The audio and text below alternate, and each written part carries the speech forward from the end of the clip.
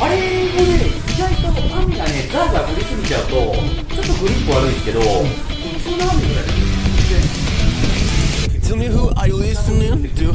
I don't know who you're listening to. Looking around like it's echoing. Are you listening? Are you listening? You won't take your medication. Perpetual elation. Fancy. Fancy. Take your medication. There's no need to fear sailing blind.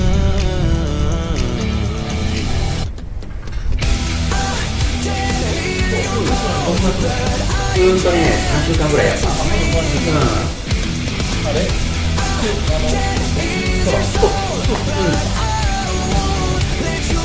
年間通してっていうのでちょっと時間かかっちゃうんですよ。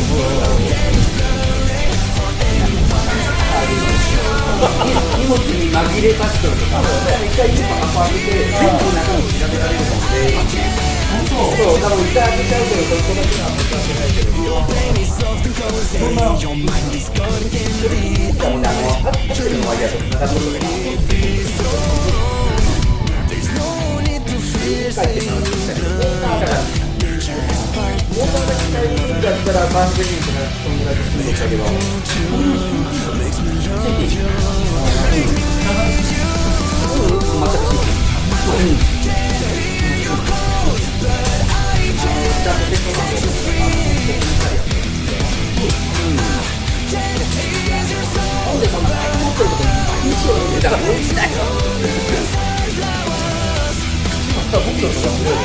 やっぱ、もともとがやっぱアメリカなので、これは直接本国電話だな。もうネットで調べて、ネットでやってるって言っても忘れられてやらなくていいからね。じゃあネットで再度申し込みだけして、住所とか入力していただきますって言って。誰か仲介してくれる人が多い？いや、仲介、一応1社だけはいるんですけど、そのメール飛ばしたところが仲介で、電話も直接向こうの人に。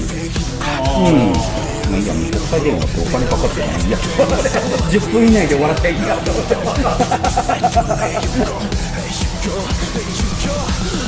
ダッチナイトロのスロットルボディ言ったら OK ってそうこっちも英語ペラペラ喋れるわけじゃないので